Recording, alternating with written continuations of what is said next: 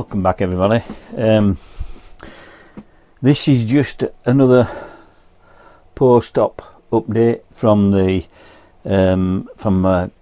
prostatectomy, which is obviously, it's a big word, but it's the removal of your prostate when you've got prostate cancer. This will probably be the last video I'll do on this now, because I've got to a stage now where I'm quite happy with, and I've been very fortunate with this.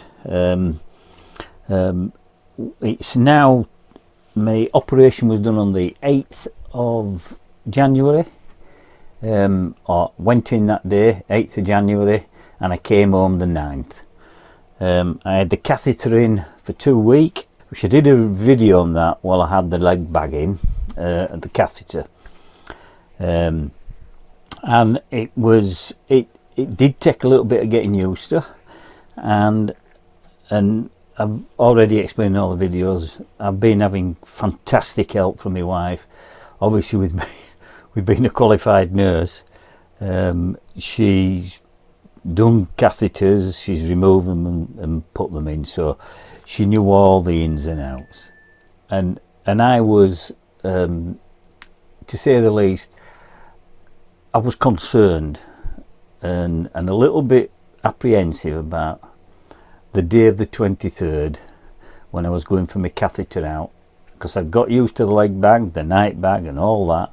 You soon get used to that, so anybody that's going through it or going to be going through it, you'll get used to it. Don't even worry about it. It's plain and simple how it all works, and this, so don't be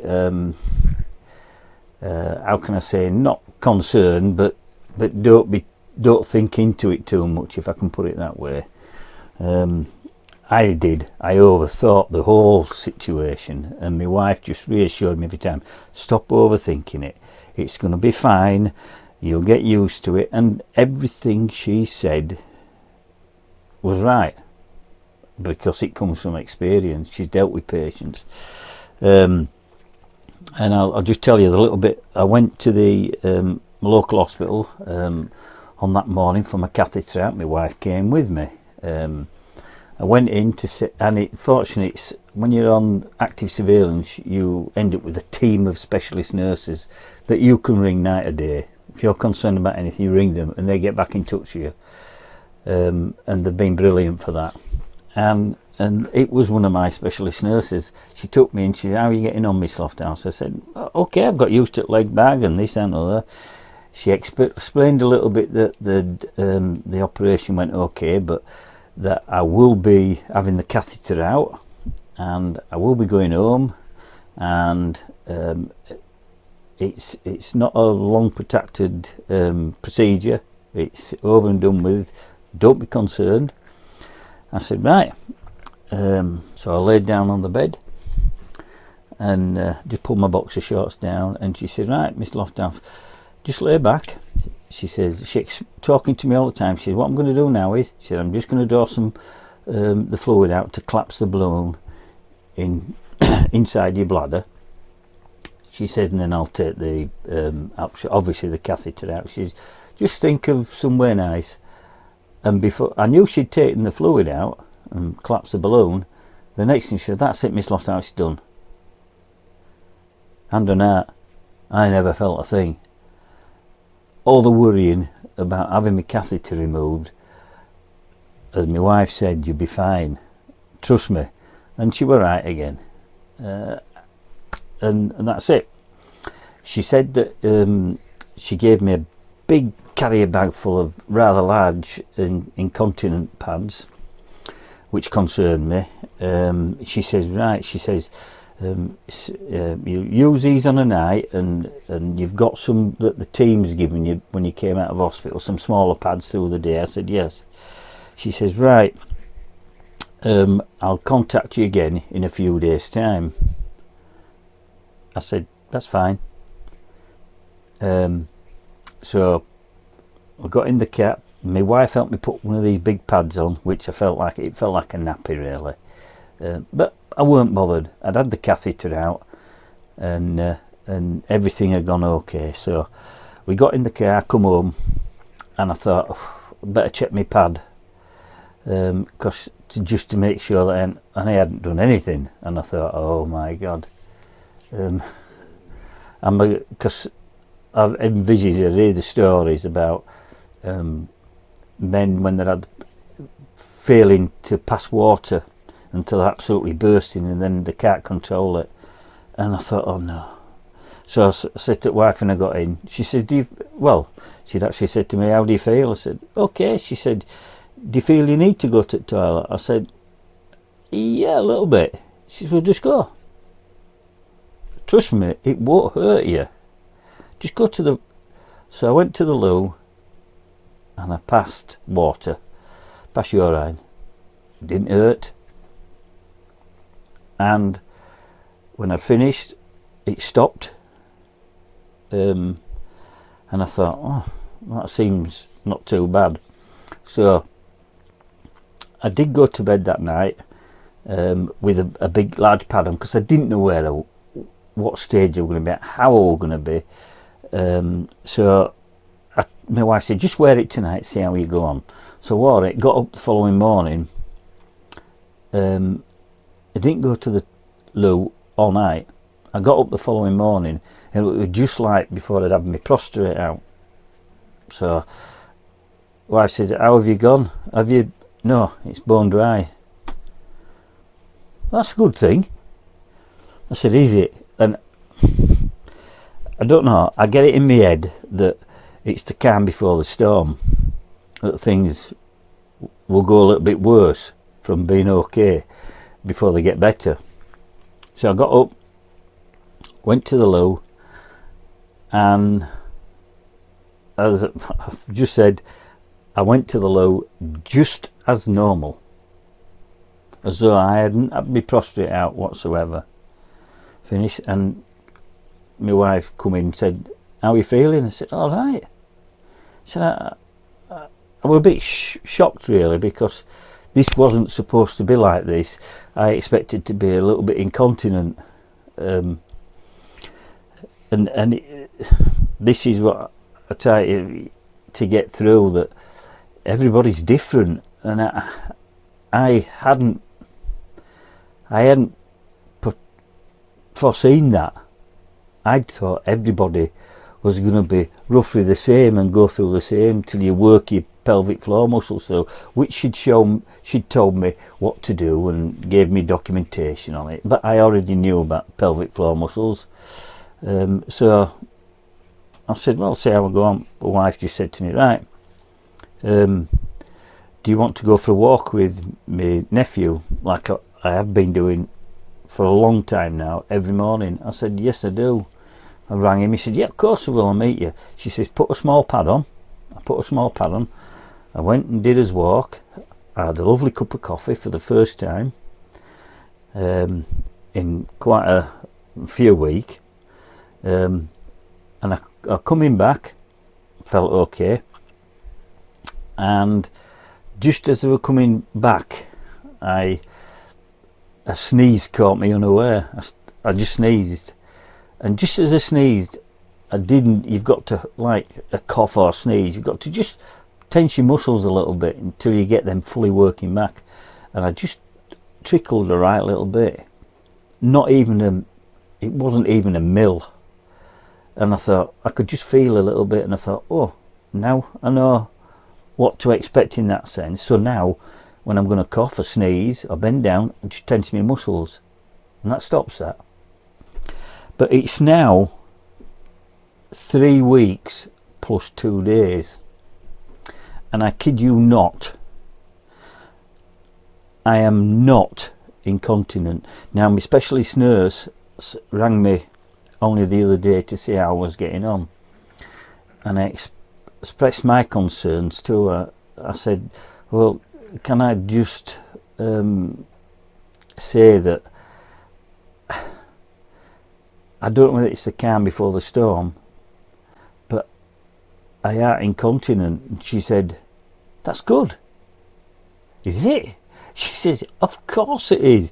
She says, a certain percentage of men that go through this end up not be much different when after a few weeks your body's healing. It's still healing inside now. I'm still sore a little bit inside, but nothing stopped me walking about or going up and down the stairs.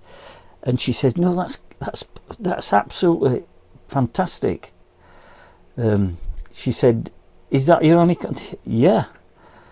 She said, are you in? I said, no, I'm dry through the night. I can go all night long and go to the loo. If I feel waiting up through the night for whatever and I feel as if I need to go to the loo, I go to the loo. Obviously, I don't just turn over, I go to the loo. She said, that's fine. She says, but don't overthink what's happening to you. Your body's gone through trauma and it needs to regenerate itself. It needs to get everything back to where it's all synced up and working together. She said, and it takes time. Unfortunate for you, you've already got to a certain stage where you virtually, that part of it is working back as it was. You just have the little bit of when you cough, and that's just because your muscles aren't 100% yet. Your pelvic floor muscles. She said that will come. She said, and it will be a good outcome for you. She said, I'm still on the blood thinning injections, which, to be fair, my wife gives me them, and I don't really feel them, but I know they're coming every night, and I've only got 5 left now, and I've got a tablet that I'm on. I think I've got another course of them till I see my consultant, and I've got a blood test coming up this month. 6 weeks afterward you have a blood test, then 2 weeks after that you go see your consultant and he explains how the procedure went and everything and how you are and that, and then I presume if everything's alright he might ask for a further appointment a few months down the line, or he might discharge me. I don't know, but all I can say is that I am absolutely over the moon at the condition that my body is in at the moment from a traumatic operation like that. My tummy is still swollen because and it's gradually going down. It's still a little bit sore. It's itching now where all the stitches are dissolving and coming out. But I find getting a good bath, a warm bath, and just laying in it and soaking helps that massively. It just takes that itchiness out, because my wife just said, for God's sake, don't scratch those scars. That's the last thing you want. Rub your hands flat over them, it doesn't do anything at all, but it does take the itching away, but don't scratch, and I do, but I am over the moon at how I've responded to what I've had done. And I'm just building from there now. It's not a situation that I would ever want to be in again, and I don't want ever to be in again. It's when I go back to the early days when I was told by the consultant that I had prostate cancer, and it was good news or bad news. It was, you carry it, and every time you fill holiday insurance in, you've got cancer, you've got prostate cancer. Even though I was an active surveillance, or even though I might be on that for the rest of my life, and it might not progress any further, it was that stigma attached to cancer. And I understand, and you don't understand, I didn't, about people that suffered with cancer and different types of cancer, that when you're told that word, it doesn't sink in at first, but then the sudden shock of it does, and I thought, that's it.